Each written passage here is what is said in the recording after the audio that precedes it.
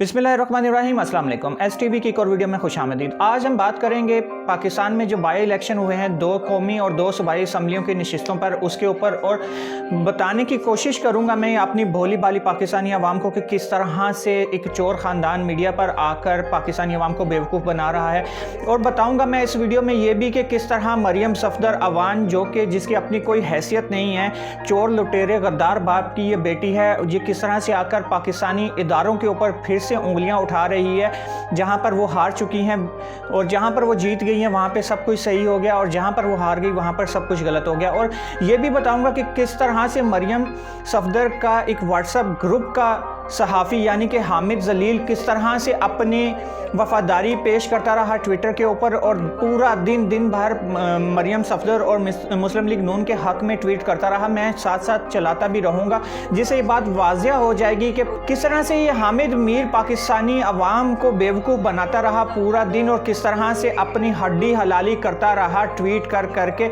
ये सब कुछ मैं पूरी डिटेल के साथ इस वीडियो में बताऊँगा, पर उससे पहले आप तमाम दोस्तों से रिक्वेस्ट करूँगा कि काइंडली मेरे चैनल को सब्सक्राइब कर लें, मेरी वीडियो को लाइक कर दें, ताकि मेरा और आपका ये रिश्ता बना रहे और मैं इसी तरह पाकिस्तानी सोई हुई आवाम को जगाने की कोशिश करता रहूं। मेरा और कोई मिशन नहीं है और कोई मकसद नहीं है सिवाय पाकिस्तानी अवाम में शऊर पैदा करने के। तो शुरू करते हैं आज की वीडियो और बताता हूं आपको कि किस तरह से पाकिस्तान के जो 4 हलकों में इलेक्शन हुआ, जिसमें से 2 नेशनल असम्बली के और 2 हल्के नेशनल असम्बली और 2 हल्के सूबाई असम्बलियों के थे। उनके रिजल्ट आ चुके हैं। 4 में से 3 हलकों के रिजल्ट इलेक्शन कमीशन ने जारी कर दिया, जिसके मुताबिक सूबाई असम्बली की नशिस्तों में मुस्लिम लीग नून के उम्मीदवार कामयाब हो चुके हैं, जबकि एक नेशनल असम्बली की जो नशिस्त थी कुरम की, वहाँ से PTI का उम्मीदवार कामयाब हो चुका है। यहाँ तक तो बात बिल्कुल सही थी, सबको हजम भी रही और कोई मसला भी नहीं हुआ। पर बात करें डस्का के इलेक्शन की, जो कि बहुत क्लोज मार्जिन से और बहुत सख्त मुकाबला हुआ PTI और मुस्लिम लीग नून के दरमियान। यहाँ पर मैं बताता चलूँ आपको कि 2018 में इसी हल्के में इसी सीट के ऊपर मुस्लिम लीग नून के इफ्तिखारुल हसन साहब ने 1,01,617 वोट लिए थे, जबकि इनके मद्दे मुकाबिल PTI के जो उम्मीदवार थे उन्होंने 61,432 वोट लिए थे, और मुस्लिम लीग नून ने ये नशिस्त 40,185 वोट के बड़े मार्जिन से जीती थी 2018 में। अब जो बात कर रहे हैं ये लोग कि जी इमरान खान या PTI का वोट बैंक कम हो गया, उनके लिए ये रिज़ल्ट जो कि 2018 के और जो अब का रिज़ल्ट है, इतना क्लोज मार्जिन पे आना ही PTI की फतह है वहाँ पर। और मुस्लिम लीग का सो कॉल्ड बयानिया और मरियम सफदर का बयानिया, जी वोट को इज्जत दो वाला बयानिया यहाँ पर बुरी तरह पिट चुका है। ये इस जगह पर बहुत एक नाखुशगवार वाक़या भी सामने आया, जहाँ पर 2 लोग कत्ल हुए। अब ये तो फैसला होना भी बाकी है, इस पर मैं बात नहीं करूँगा। इस हल्के में जब मुस्लिम लीग नून ने देखा कि PTI के अरकान और PTI की अक्सरियत ज़्यादा है, लोग और उनके वोटर्स ज़्यादा तादाद में मौजूद हैं, तो राना सनाउल्लाह बकरी, राना चर्ची वहाँ पर क्या कर रहा था। मेरा तो सबसे पहला सवाल हामिद मीर से भी यही है कि फैसलाबाद से उठ के राना सनाउल्लाह जीपें भर के बंदे लेके असलाह लेके वहाँ क्या करने आया था? क्या मरियम सफदर के किसी बच्चे की शादी अटेंड करने आया था? दूसरा ये पॉइंट मेरा कि RO के ऑफिस में मुस्लिम लीग नून के बंदे अता तारड़ और एहसन इकबाल वहाँ पर क्या कर रहे थे? क्या मरियम नवाज़ की शादी की मूवी देख रहे थे वहाँ बैठकर? इलेक्शन के दौरान, इलेक्शन से पहले धमकियाँ और हवाई फायरिंग कौन कर रहा था? ये सारे पॉइंट्स, ये सारी बातें मीडिया ने भी देखी हैं, हामिद मीर भी बहुत अच्छे से जानता है, पर आवाम को नहीं बताएगा।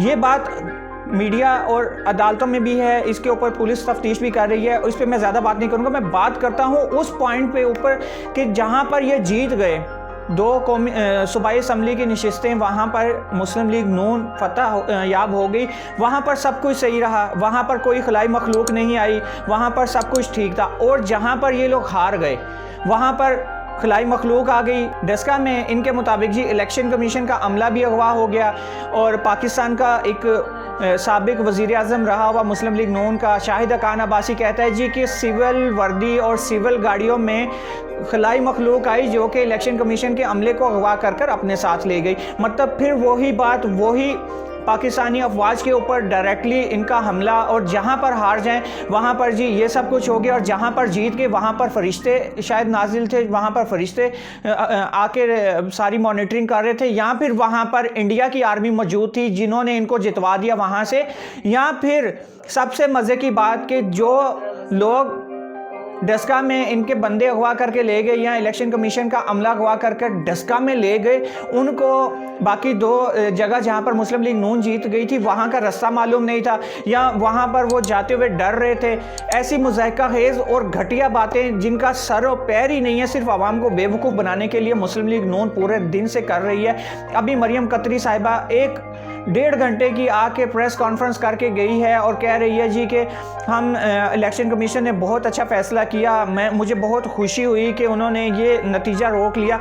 मरियम साहिबा इस बात पर कायम रहना कि इलेक्शन कमीशन ने बहुत अच्छा फ़ैसला किया और उसने बहुत अच्छा काम किया, क्योंकि जब इलेक्शन इस हल्के का रिज़ल्ट आना है तो तब आपकी चीखें इससे भी ज़्यादा ऊपर जाएंगी। और ज़ाहिरी सी बात है, जितनी आपको मिर्चें लगी हुई हैं, आप भी बहुत अच्छे तरीके से जानती हैं कि आप ये हल्के से इलेक्शन हार चुकी हैं और PTI यहाँ से जीत चुकी है, जहाँ से आपने 40,000 के बड़े मार्जिन से 2018 में ये सीट निकाली थी। वहाँ पर आपका मुंह, आपका वोट को इज्जत दो का बयानिया और उस भगोड़े नवाज शरीफ की सारी बातें रिजेक्ट हो चुकी हैं। लोगों ने आपको और आपके भगोड़े बाप को रिजेक्ट कर दिया है। बहुत ही घटिया और बहुत ही उल्टी सीधी बातें इन्होंने हमारे इदारों के ख़िलाफ़ की हैं। मैं तो पाकिस्तानी इदारों और इस मौजूदा गवर्नमेंट को भी बोलूँगा कि ऐसी बातें करने वालों की अब ज़ुबानें खींच लेनी चाहिए और इनको अब करार वाकई सज़ा देनी चाहिए, क्योंकि ये बात सिर्फ इस एक हल्के की नहीं है बल्कि पाकिस्तानी सालमियत की है। इंडिया अमेरिका के कहने के ऊपर ये आके ऐसे बयानात दे देते हैं और अवाम को बेवकूफ़ बनाते हैं, पर अवाम अब इनके चुंगल से आज़ाद हो चुकी है। थोड़ी बहुत जो रह गई हैं इंशाल्लाह उनको भी हम लोग शऊर दिलाएंगे और उनको भी बताएंगे कि ये लोग, इनका जीना मरना उठना बैठना दीन मज़हब सिर्फ़ और सिर्फ पैसा है, इनके लिए पैसा ही सब कुछ है। कोई वोट को इज़्ज़त दो वगैरह कुछ नहीं है।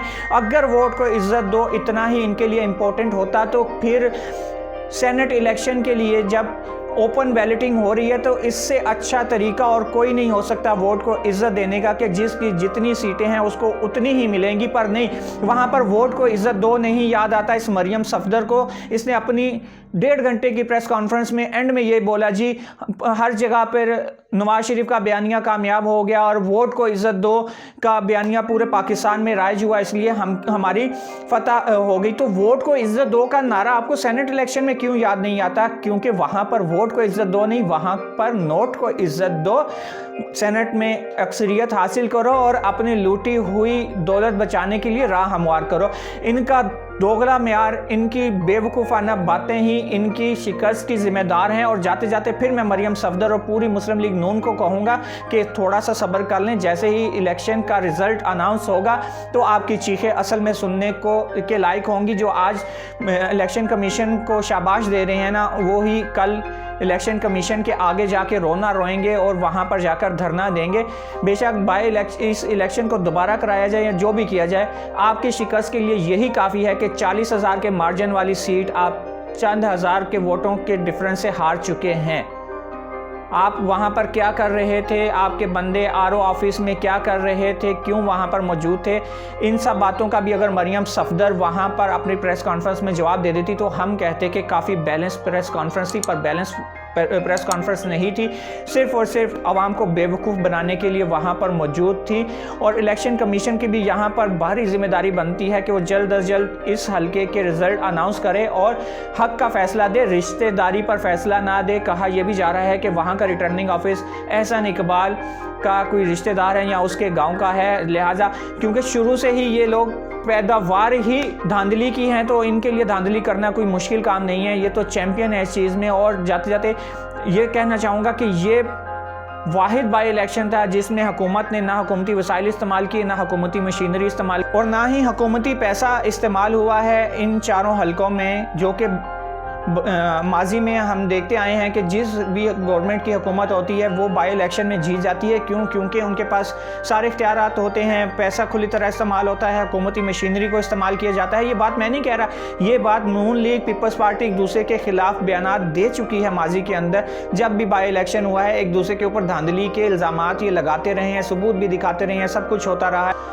कहा यह जा रहा है मरियम सफदर की जानिब से जी कि जो रिज़ल्ट हैं वो बहुत लेट पहुंचे हैं, लिहाजा कोई धांधली हो गई है, अखलाई मखलूक बंदों को उठा कर ले गई है। तो मासूमाना सवाल तो यहाँ पर मेरा भी बनता है कि वो अखलाई मखलूक उन 2 हलकों में क्यों नहीं पहुँच पाई जहाँ पर नून लीग जीत गई। उन 2 हलकों का रास्ता क्या अखलाई मखलूक को मालूम नहीं था? मुज़ाहिका खेज़, बचगाना, बेवकूफ़ाना बातें मरियम साहिबा बंद कर दें करना कि जहाँ पर आप जीत जाएं वहाँ पर सब कुछ सही और जहाँ पर आप हार जाएं तो वहाँ पर खलाई मखलूक आ जाए। और मैं यहाँ पर अब आपको ये बताता हूँ, पाकिस्तान का सबसे बड़ा सहाफ़ी अपने आप को कहता है ये हामिद मीर, और इसके ये ट्वीट्स देख लें लगातार जो इसने मरियम सफदर के और मुस्लिम लीग नून के हक़ में पूरा दिन कल करता रहा है और कहता रहा है जी कि अदालत को अब आना चाहिए और इसका नोटिस लेकर खुलेआम इसकी इंक्वायरी करानी चाहिए डस्का के इलेक्शन की। और दूसरी जानिब नौशहरा में जहाँ पे मुस्लिम लीग नून जीती है वहाँ पर मुबारकबाद दे रहा है मुस्लिम लीग नून को और कह रहा है जी कि पीटीआई अपने घर की सीट हार गई। अच्छा, वहाँ पर सब कुछ सही हो गया। इसके मुताबिक भी ये गट्टर सहाफ़ी, हड्डी हलाल करने वाला सहाफ़ी, इसके मुताबिक नौशहरा का इलेक्शन सही हो गया क्योंकि वहाँ पर मुस्लिम लीग नून जीत गई, और डस्का का इलेक्शन ख़राब है, वहाँ पर खलाई मखलूक आ गई क्योंकि वहाँ पर पीटीआई जीत गई है। ये तो है हमारे सहाफ़त का मयार, ये तो है हमारे गट्टर सहाफ़ियों की औकात कि जो कि हड्डी हलाली में कुत्ते को भी पीछे छोड़ गए हैं। इतने सख्त लफ्ज़ कहने पर मुझे मजबूर यही बंदा कर रहा है। इसकी आप पूरी प्रोफाइल कल के देख लें, ट्वीट इसने 19-20 ट्वीट किए हैं जिसमें से एक ट्वीट इसने डिलीट भी कर दिया है जो कि एक वीडियो थी कि जी बंदा कोई बैग उठाकर भाग रहा है और बाद में पता चला कि वो बंदा मुस्लिम लीग नून का अपना MPA है। और बाद में ये ट्वीट हामिद मीर ने डिलीट कर दी। मरियम सफदर से डांट भी इसको काफ़ी हद तक पड़ी और मुझे लगता है कि मरियम सफदर ने इसके पैसों में से कटौती भी अब की होगी जो कि हरकत इसने कर दी थी। अगर इतना ही हामिद मीर सच्चा सहाफ़ी है तो इसने वो ट्वीट क्यों डिलीट की? और मरियम सफदर साहिबा का रोना धोना और नून लीग का रोना धोना ये वाज़िया और साफ पैगाम दे रहा है कि 40,000 के बड़े मार्जिन से 2018 में जीती गई नून लीग की सीट, इस इलेक्शन में नून लीग बुरी तरह हार चुकी है और जहां से धुआं उठता है ना वहां पर आग और चिंगारी लाजमी होती है।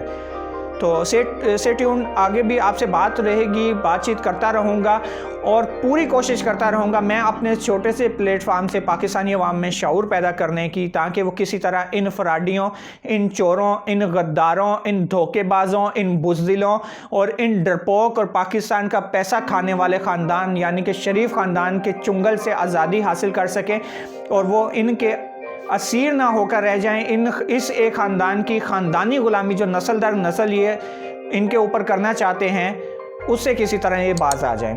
मिलते हैं अगली वीडियो में, तब तक के लिए अपना बहुत सा रखिएगा ख्याल। अल्लाह हाफिज़।